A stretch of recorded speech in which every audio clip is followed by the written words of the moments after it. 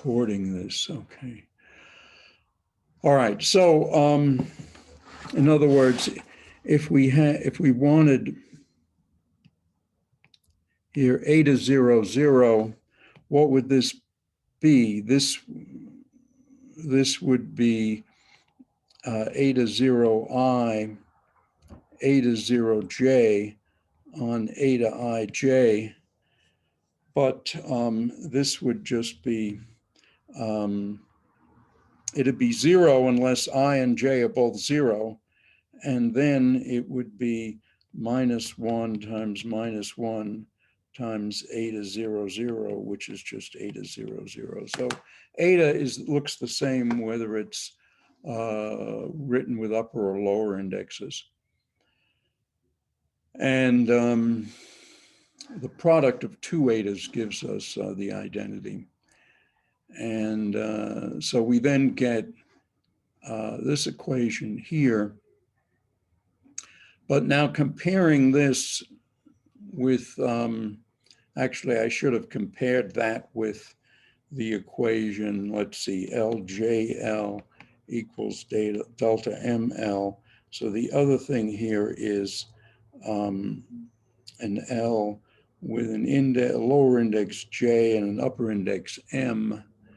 So L inverse MJ. So this is the equation that would define L inverse, and comparing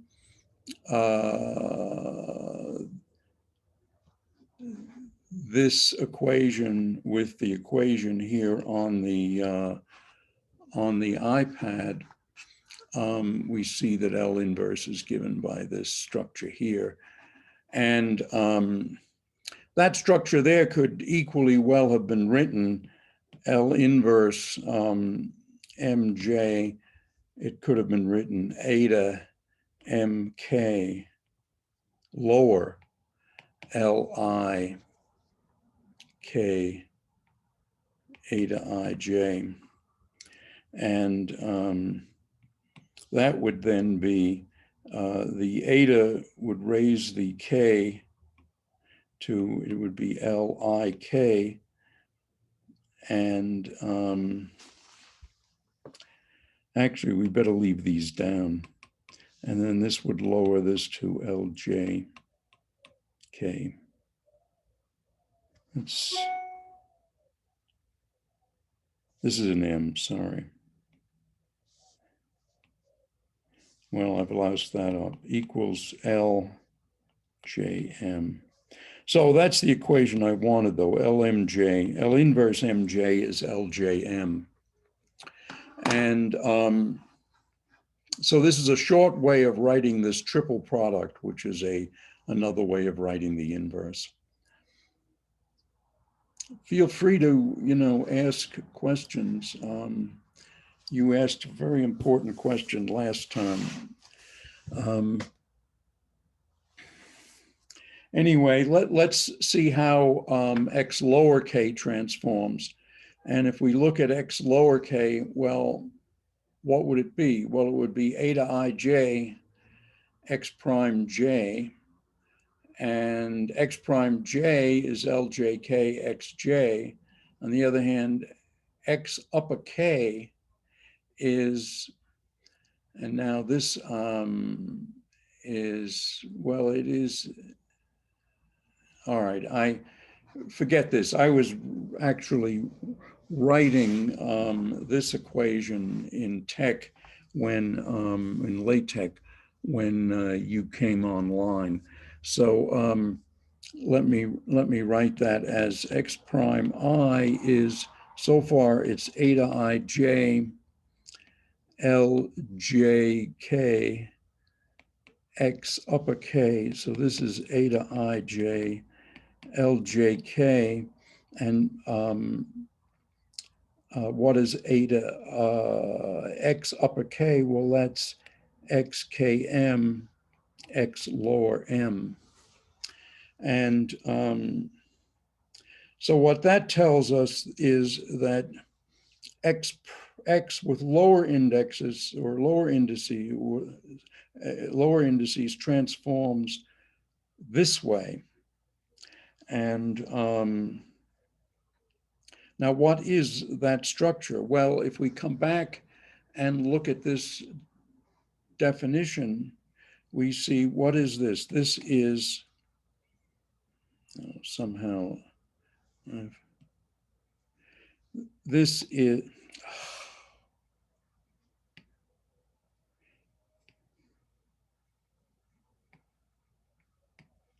so what does that do? That lowers the I, and this raises the K. But this is L inverse MI XM. And so X with lower indexes transforms according to the inverse matrix. And so that shows you why the two are invariant. In other words, X, let us say I prime, Y I prime. How will this go? I don't know why this keeps shifting to. I have a question. Yeah. Wait, so it looks like if you just take the first frame, the X prime at the top, and the last equality at the bottom, the L Are inverse you talking M. about the script? No, on Forget what you're this thing. writing. Not from the book, from what you're writing. What I'm writing on this screen. Yeah, on the left. Okay, so what's the question? So can't you just can't you use the in the properties of inverses? Can't you just take the L over to the other side and multiply it? Oh, never mind. I'm sorry. I'm asking a stupid question. I just realized what I'm asking is in the equality above it. Never mind. All right, well, anyway, let's just use this expression here. So we've got L inverse MI XM. On the other hand, oh, I did it wrong, damn it. This is actually, all right, hold on, I'm going to use the eraser now.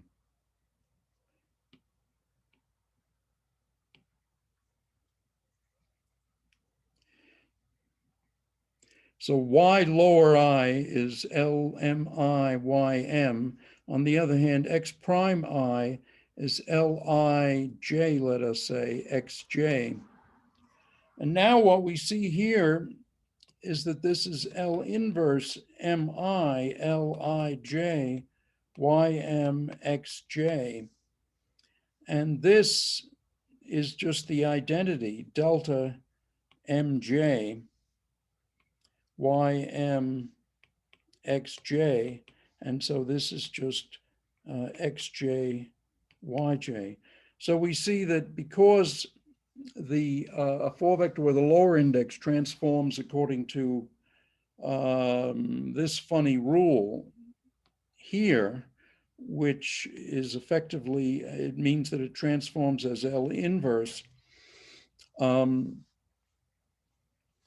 That guarantees that inner products of four vectors remain invariant under Lorentz transformations.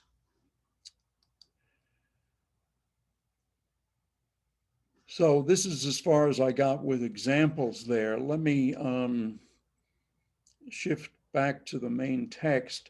And as you remarked yesterday, this thing, L transpose, is just itself, and it doesn't give you L inverse. So, wow, this is a mistake here. I didn't want that there. I've got to fix that.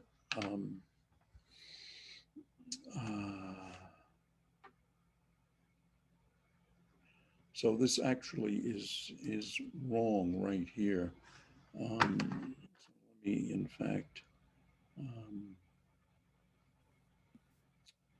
You what you were saying was it was a summary of something above on the page above. What I want to put here was, excuse me?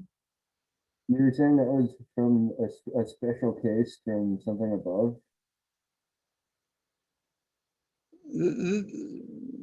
yesterday. As I said, forget about this.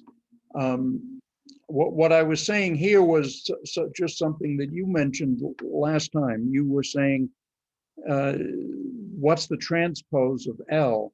Well, written as a 4x4 matrix, it's symmetric, but transposition, you see, makes sense really only when two indices are raised and two indices of the matrix are lowered. So in other words, if we had something like this, Lij, well then L transpose Ij is Lji, but L transpose Ij is not equal to Lji because there, when there's not just interchanging I and J, one is also raising the J and lowering the I. And that is okay if both are space indexes or both are time indexes. Both are a time index. But if one is space and one is time, you get a minus sign.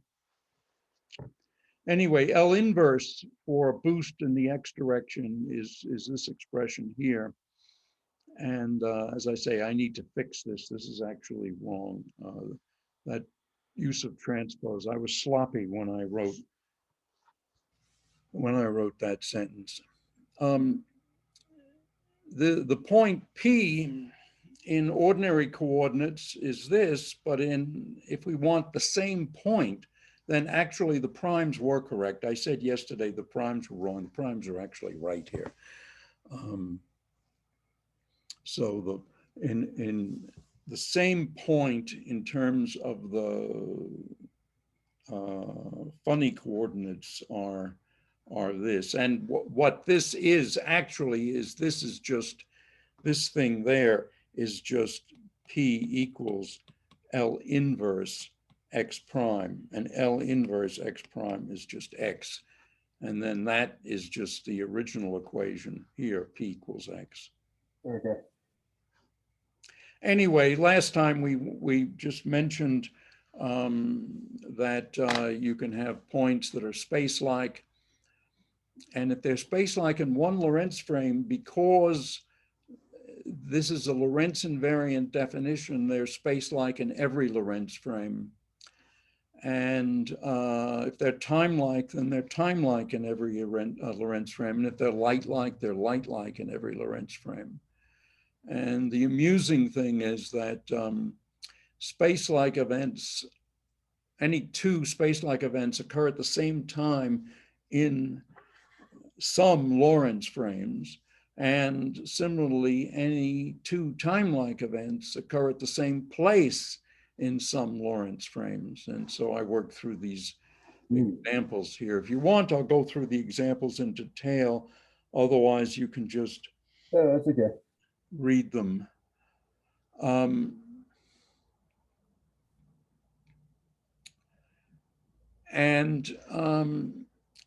So I was talking earlier about hidden minus signs.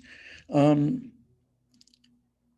is another kind of object that is instead of the sort of four vector that we think of usually as position and momentum or energy momentum, you can think of derivatives, and derivatives are things that have lower, if you write derivatives with lower indexes, then there are no minus signs. And so the idea there is that derivatives are covariant quantities, and so they transform simply when their indexes are down. And one can think of that as, let me just, oh God.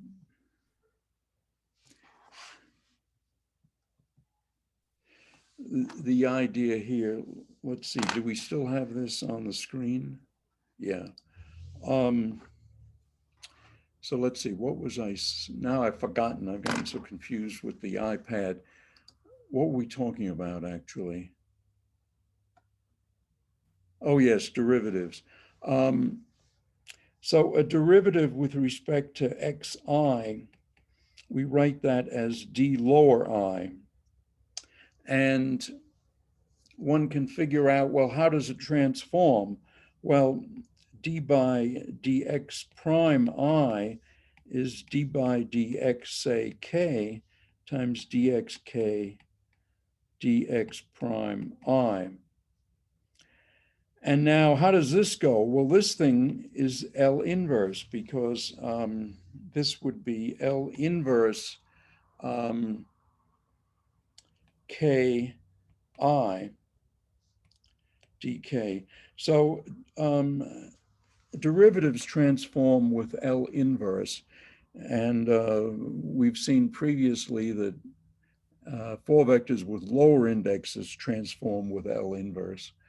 And that's why the dot products are always the same.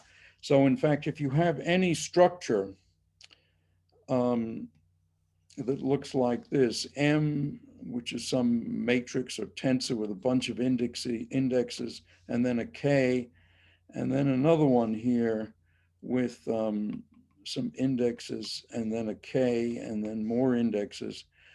Under a Lorentz transformation, these would be M, and again, you'd have Lorentz matrices acting on, still on these indices, but the K index there would be LKI, and this one here would be L inverse, L inverse, all right, let me get this index right. We have an up, right, so the first one's right, and the second one has V, let us say J, dot, dot, dot, dot, dot, dot, J, and that would be then a J, and we'd need a K here. And if we see, so, and I'm putting a prime on those indices to say that those indices are also multiplied by their own Lorentz matrices.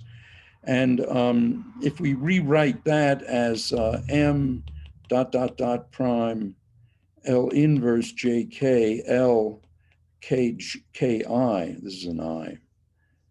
Well, hold on, let me fix it so that it really is an I.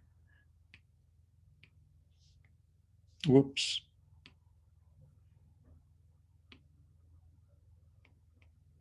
And then we would have V. Well, that sum over K gives us an M prime. This is just the identity, delta JI, V. And so this is M dot, dot, dot, V dot, dot, dot, where the indexes that used to be KK are now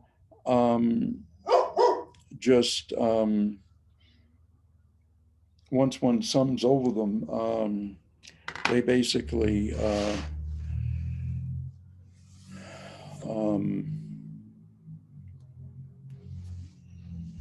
they're basically invariant. So they're still, in other words, what you still have is JJ, but now this index is no longer has an L attached to it. Well, I think I made that about as confusing as possible. The point is, if you have, so let me put it this way, if you have one lower index and one upper index, and you're summing K equals 0 to 3, this thing is invariant.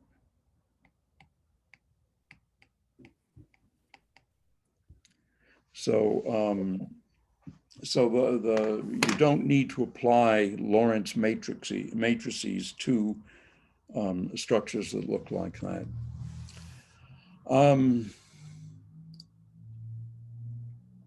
Well, I mentioned time dilation last time, and the basic idea here is that Lorentz transformations keep things like this invariant.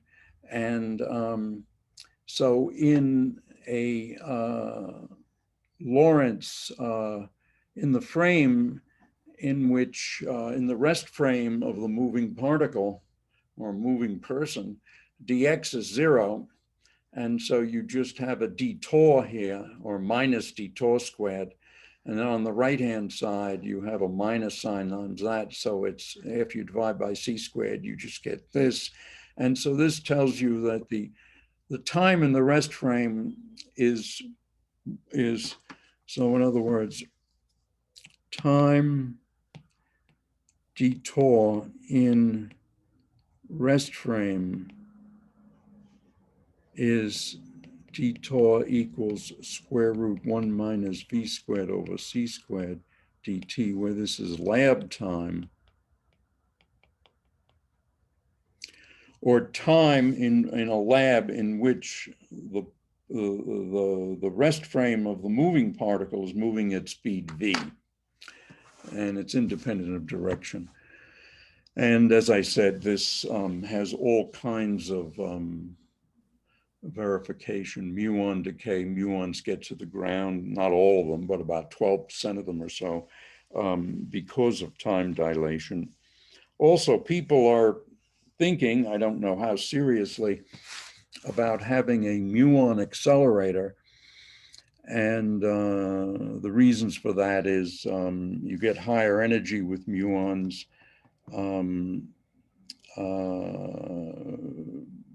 because they, for the same velocity and the same radiation, the same acceleration, you get a lot more energy. And so there's some utility in having a muon beam instead of an electron beam. On the other hand, you might say, well, the muons decay in 2 microseconds, so how can you possibly use them as a beam? Well, the reason is that when you accelerate them to very high speed, you can have their lifetime extended to hours or days. And of course, the beam moving at almost the speed of light takes a tiny fraction of a second to go from the accelerator to the target. The kinematics, I think we went through a little bit of this before. dTau, and this should have a dt in it. Let me just put in a dt here.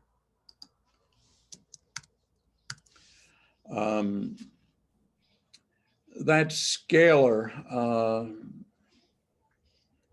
and the vector here, you can just divide by the scalar and you get another 4 vector. And this is the, I forget what one calls this. This is somehow the 4 vector velocity.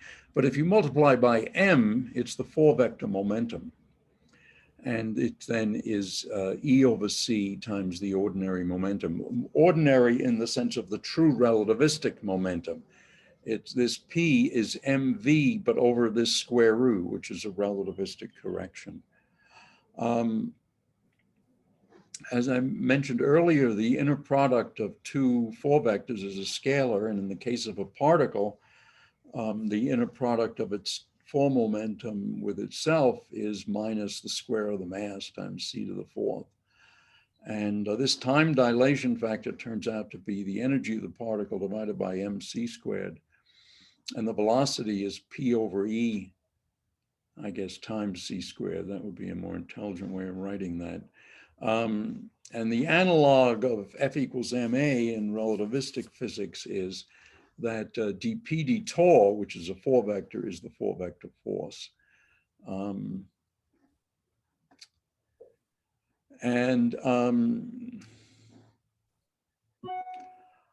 Let's see, I went through this example last time. Maybe I should say something about 12.6 in the frame of the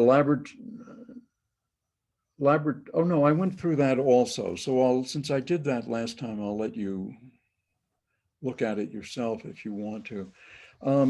Electrodynamics now was the hint, one of the hints that physics was Lorentz invariant, and one of the hints that special relativity was correct. Maxwell's equations can be formulated in terms of a 4-vector potential, which is the 3-vector potential, and the 0th component is the scalar potential divided by c. If you lower that index, you get a minus sign on the first component.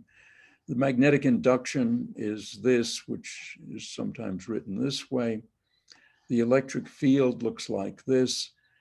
And so it's minus the gradient of phi and then the time derivative of A. And so in the nicer way of, one nice way of writing it is this.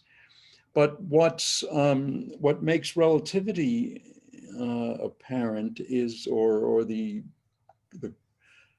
symmetry of these equations under Lorentz transformations apparent, is that if you take advantage of this 4-vector to write the electric and magnetic fields in terms of the Faraday field strength tensor as the partial of Aj with respect to Xi minus the partial of Ai with respect to Xj. So it's obviously antisymmetric. If you interchange I and J, you get a minus sign. So this is, again, an example where transposition makes sense because both indexes are lowered. The electric field is C times Fi0. Magnetic field is the curl of A, so that's that. And one can then rewrite Fjk, where both J and K are spatial indexes going from 1 to 3, is related to B sub I. And the Faraday-Maxwell laws, well, 2 are the vacuum equations, that the divergence of B is 0 and the curl of E plus B dot is 0. But then if free charges or currents are present, then what we have is the divergence of D is the free charge density, and the curl of the magnetic field is the free current density plus the time derivative of the electric displacement.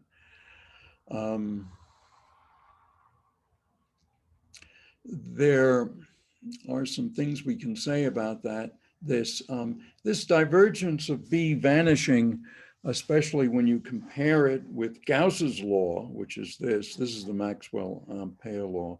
But Gauss's law here, the analog of that for magnetism is the divergence of B is equal to 0. There are some generalizations of electrodynamics in terms of non-abelian gauge fields, in which this, on the right-hand side, we have the density of magnetic monopoles. Whether that theory is true or not, we don't know. And in fact, people have looked for magnetic monopoles. No one has found one. So basically, well, some physicists think there aren't any magnetic monopoles. Other physicists think there are very few magnetic monopoles because the magnetic monopoles that occurred in the Big Bang got inflated away by inflation. That is to say, you had, maybe a gazillion magnetic monopoles created in the Big Bang, but a tiny part of space then inflated to be the present universe, and there was only maybe one magnetic monopole in that tiny sphere that inflated and became the whole universe. And so we've got only one magnetic monopole in our universe, and good luck finding it. So that's the other attitude. So there are two views. One is there aren't, and the other is that there are only a few because of inflation. Of course, whether inflation is true or not is also up in the air. In any case, since the divergence of any curl is zero, so if you take the divergence of this equation, what you get is the divergence of the current plus the time derivative of the divergence of d, but the divergence of d is rho, so that's time derivative rho, that has to be zero. Well, this is current conservation. This is the current conservation law for free electric charge.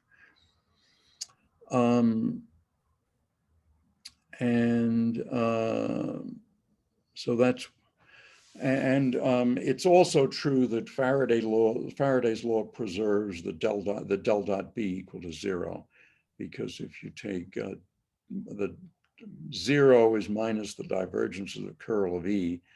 On the other hand, the curl of E is B dot, and so the time derivative of the divergence of B is zero. So the divergence of B, if it's zero, it stays zero. In a linear isotropic medium, the electric displacement is related to the electric field by the permittivity epsilon, and so we have this equation. Also, the magnetic or magnetizing field H differs from the magnetic induction by the permeability mu, so H is B over mu. On a sub-nanometer scale, so you get down to the level of atoms or below, one uses the microscopic form of Maxwell's equations. And in that case, what you have is the divergence of E is rho over the electric constant. And the curl of B is mu zero times the actual microscopic current density, and epsilon mu zero times E dot. And it turns out that epsilon zero mu zero is 1 over c squared. So you see why relativity comes in electrodynamics. It's the Maxwell's equations have the speed of light built into them.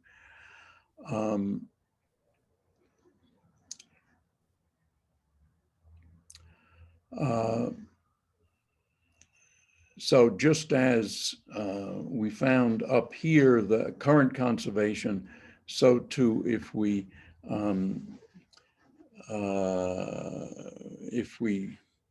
consider this equation and we take the divergence of the left-hand side, we get zero because the divergence of a curl is zero.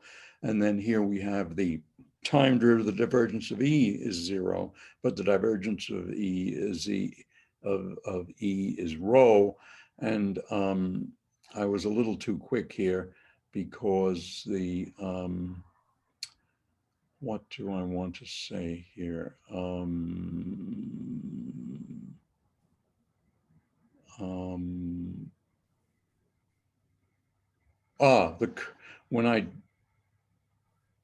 nuts. I should have done the divergence of this one, I think. No, I'm confused. Let's see, what did I do up here? Up here, I said, let's take the divergence of the curl of H. So the divergence of the curl of B is zero. That's the divergence of E dot.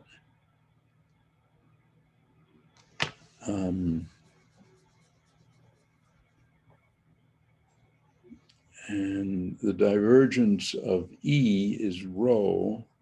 And so that's just saying rho dot is. So the divergence of E is zero right next to it. Oh, it's, yeah, I'm a little bit, I was sloppy. In vacuum there. Yeah, one has to bring in this equation. Oh yeah, I was using the vacuum form by mistake. So you take the divergence of this equation, and then what you get is the divergence of this equation is zero, and this then gives you the conservation equation over here, that mu zero divergence of J plus the divergence of E dot over C squared is zero. So All right, my mistake was using the vacuum equations. Two of these equations, or let's go back and look at this equation. In fact, let's look at the, oh, we're in the vacuum equation. Where are the non-vacuum equations now?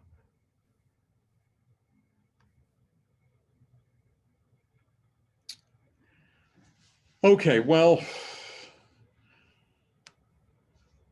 I think I should have put a few more equations here. So if we compare we compare these two equations, we take these two equations plus these two equations, and we have the four vacuum Maxwell equations. And if we combine them, we certainly get the wave equation, which is that E double dot minus the Laplacian of E is 0, and 1 over C squared B double dot is equal to the Laplacian of B. Let's see, I was going to say something else here, but I forgot. Ah, yeah, now I remember what I was going to say. This equation here, Gauss's law, is a constraint. And it's a constraint because there is no time derivative.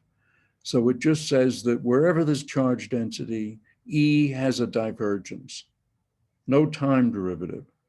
Also here, this is a constraint. Namely, the divergence of B is always 0, at least if there are no magnetic monopoles. So those are constraints. And they're something that doesn't occur in ordinary mechanics, and but does occur in theories that have lots of invariants, and such as a gauge theory. And in particular, electrodynamics is the most famous gauge theory. It has a local invariance under local transformations. Let me show you what the local transformations are. It's no longer recognizing my face, which is kind of insulting. Anyway, the gauge transformation is A prime I is AI plus or minus the derivative of some scalar, which is often written as lambda. And this is if this is, of course, depending on the space-time coordinates X, all of them depend upon the space-time coordinates. And so this is what's called a local symmetry. And it's local because of this X dependence of the change. And of course, at the same time, a charged field goes as this way, e to the I lambda of X psi of X. So the equations, and I have a plus sign here and a plus sign there. Sometimes you have two minus signs, sometimes you have one plus sign and one minus sign. It's all a matter of convention and getting things, getting the signs right. Are you writing this? Are you writing this? Can you type that out? There's something wrong with your microphone and my hearing. Can you type in chat? Am I writing out the E? Yes, this is the charge. This is the charge. I should have written Q. So let me write that as Q. And in that case, there's also a Q here, actually. Or no, I don't think there is a Q there. No, there isn't any Q there. So let me take that away. See, the structure that's invariant looks like this: DI plus AI psi. And well, it depends on whether you put a Q here. If you put a Q here, you don't need one there. If you don't have a Q here, then you do need one there. So if I write it this way, we do need a Q there. So that's basically how this works.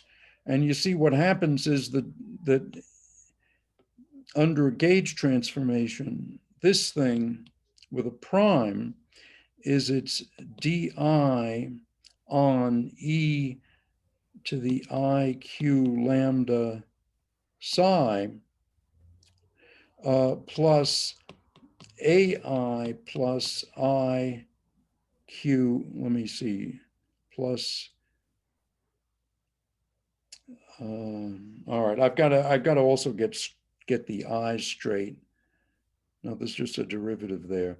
So this is, all right, hold on, let me just change that. So what is the change in ai? It's ai plus q di lambda and lambda. And so what is this? Well, this is di, here, let me get rid of that. I want to, this is e to the iq lambda di psi plus I di lambda times q times psi plus ai plus, and there's, I left out the psi's here, plus ai psi plus q di lambda psi. Okay. I'm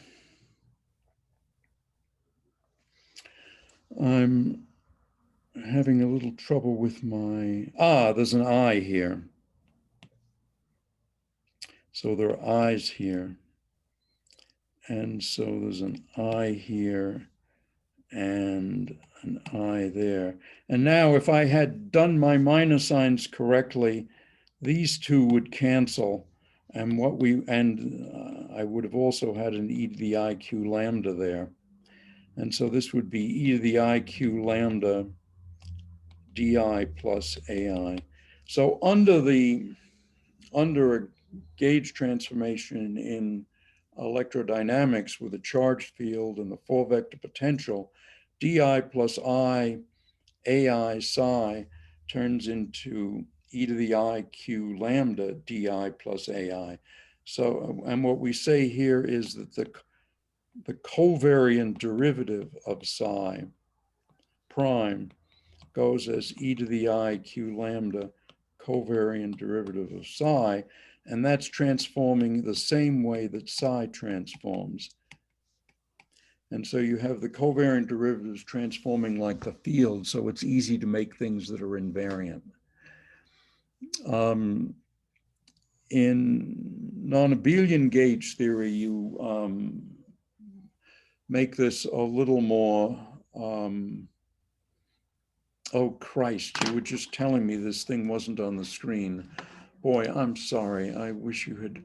It's okay. It's recorded, so I can just listen and.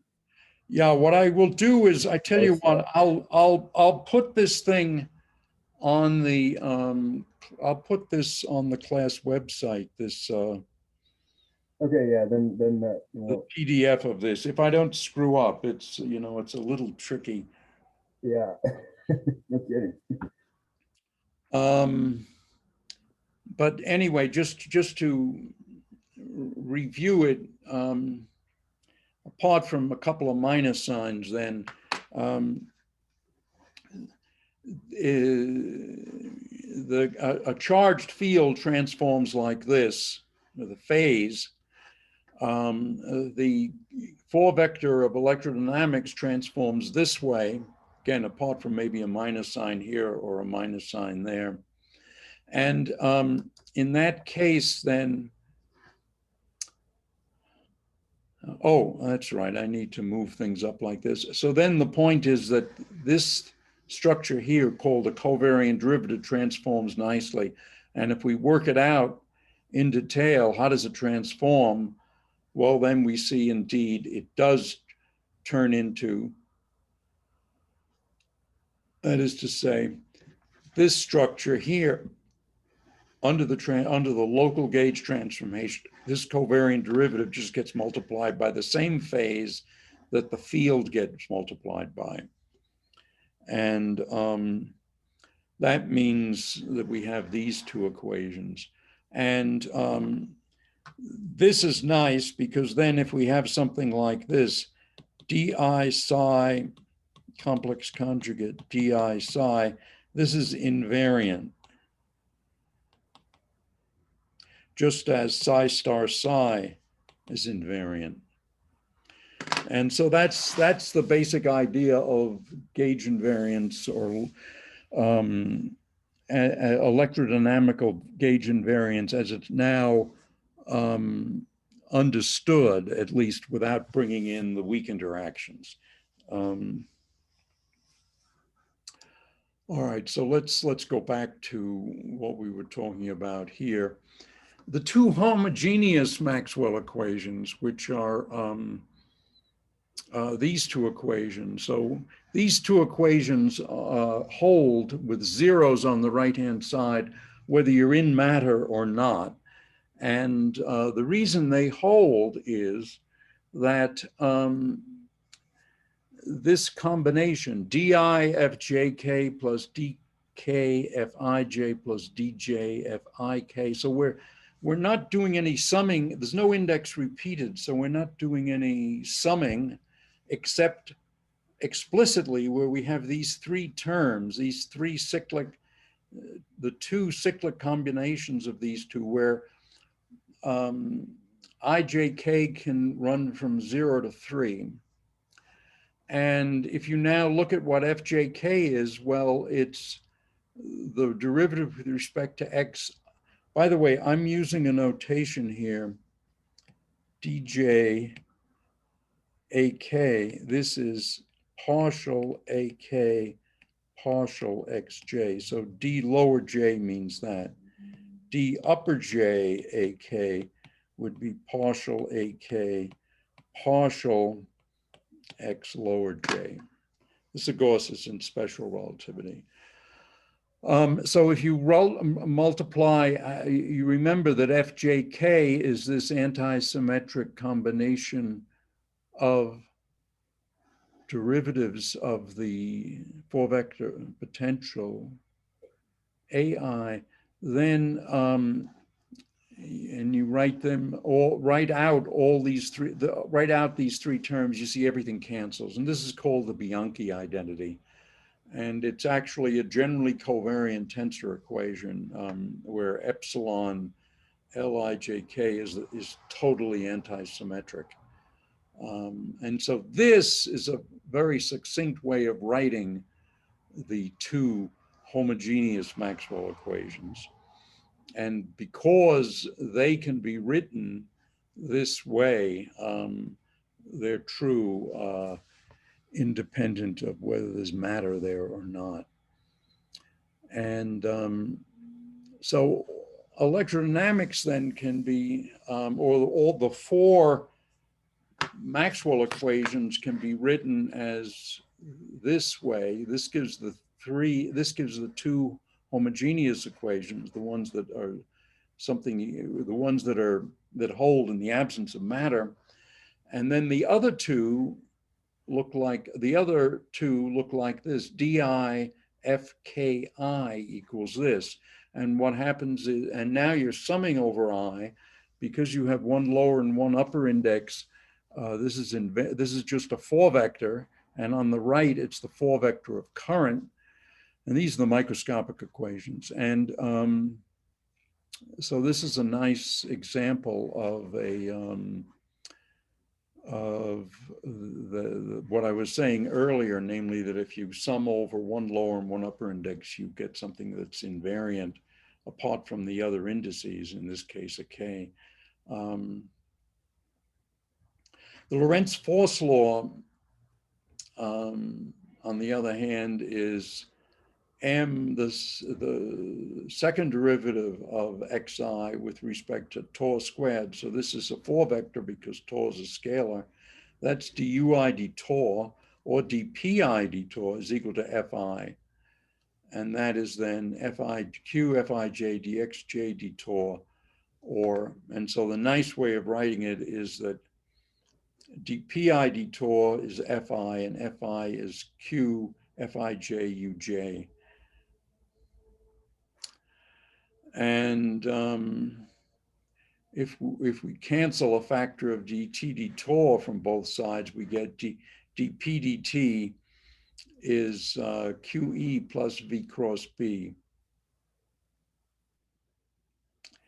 And for I equals 0, on the other hand, we get this equation. And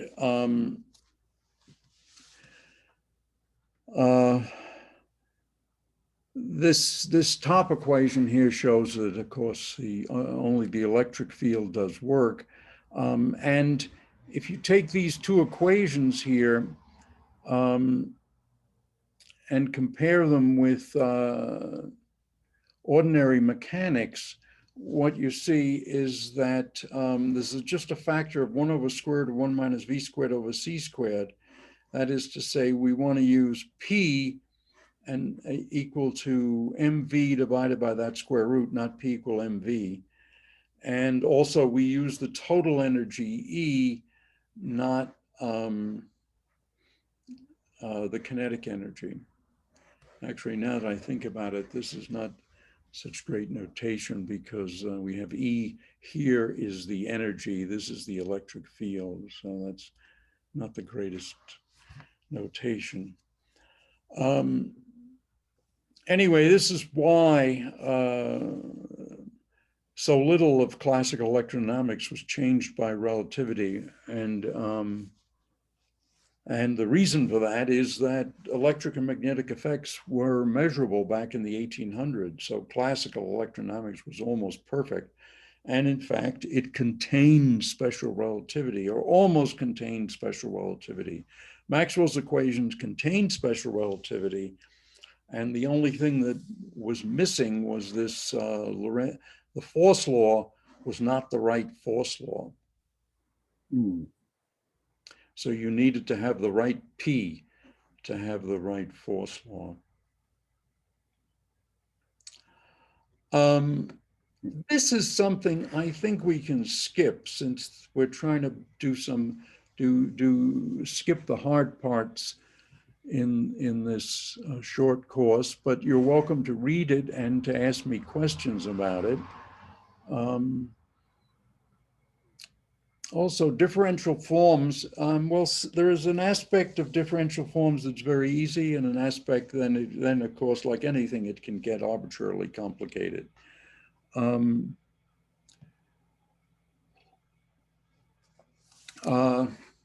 Maybe I'll go through a little bit of it. So if you take a field like this, let me just give you some lingo here.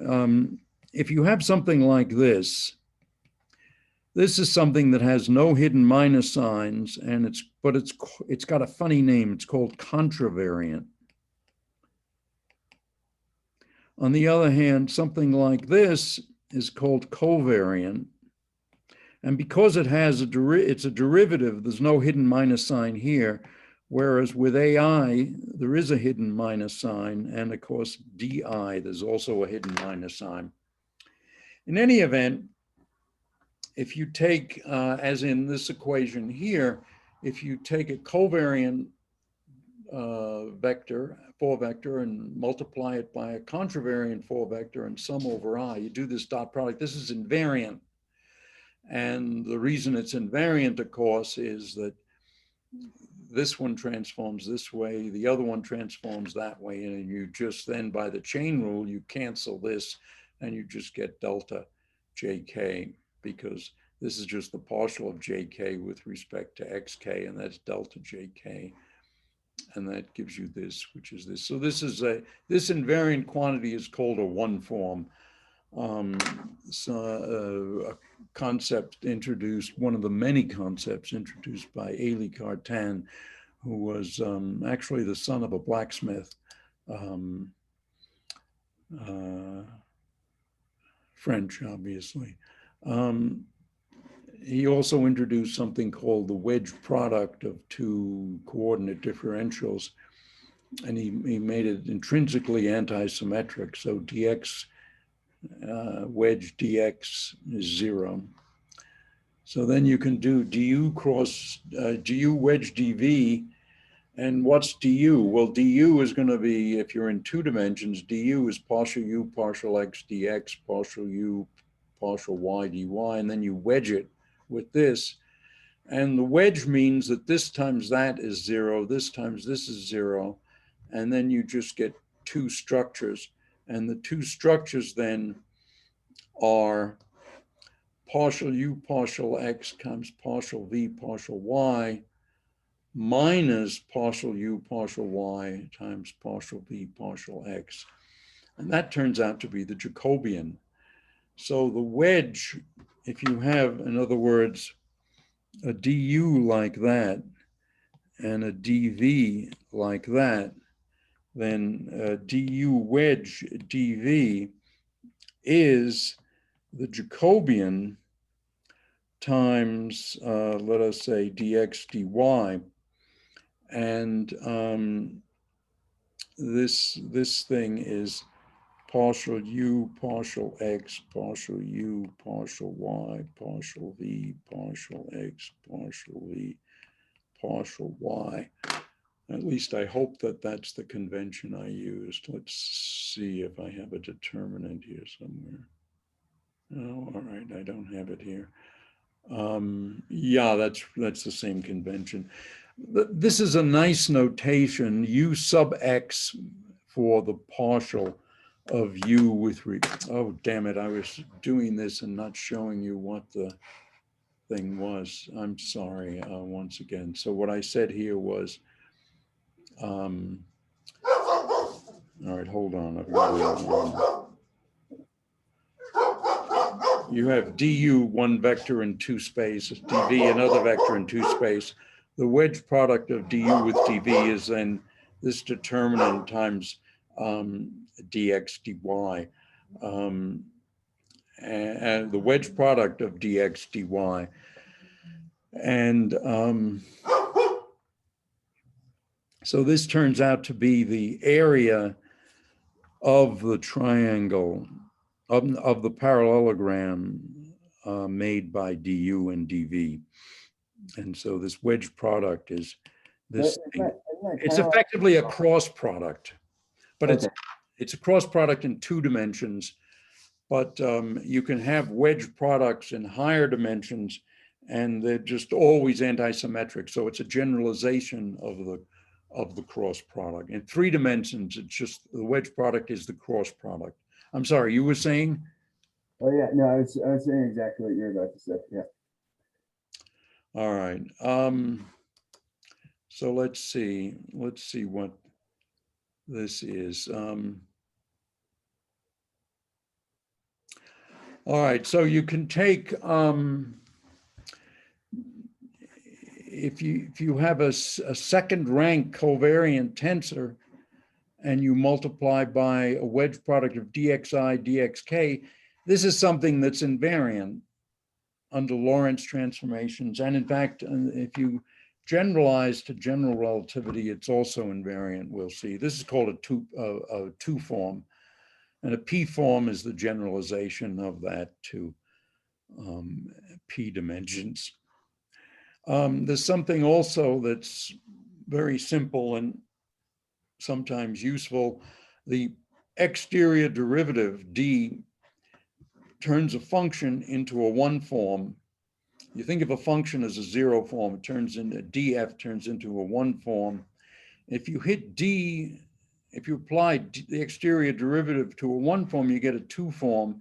And the cute thing here is that D gives us this, it's the derivative of the vector, and then you wedge that into the other, you wedge that into dj.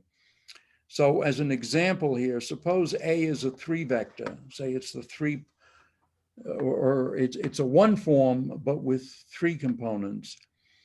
Then dA Well, you're going to have, there's no point doing dx, ax, because you'd have dx wedge dx, and that's 0. So what you do is you have the y and the z derivatives. Then when you hit dy, you have the x and the z derivatives. And when you hit dz, you have the x and the y derivatives. And you put all that together, you see the dA is the curl. And the exterior derivative of the one form A turns out to be just the two form made out of the Maxwell or Faraday-Maxwell tensor. And this also works in P dimensions. And partial derivatives, of course, partial differentiation, of course, is symmetrical. And so it turns out that if you apply the exterior derivative to anything twice, you get 0. And that's because the derivatives are symmetric, but the wedges are anti-symmetric. So you have something like 1, 2, 1, 2, and then you have 2, 1, 2, 1, but this 2, 1 is minus 1, 2, and so you just have 0.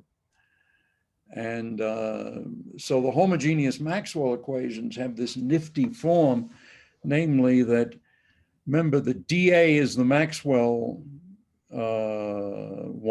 Maxwell 2 form.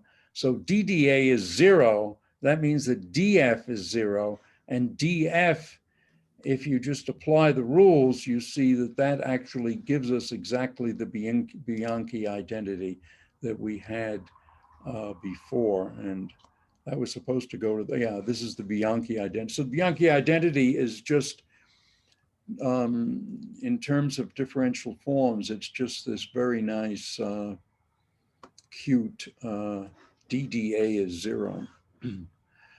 And you say, if you have a P form H such that DH is 0, you say it's closed. And you say a P form H is exact if it's the if it's the differential of a P minus 1 form K. So if H is dK, then H is exact. And certainly H is closed because DH would be ddk, and that would be 0. All right, so I think we should stop here, but maybe next Tuesday we'll continue here and finish this chapter and then start general relativity.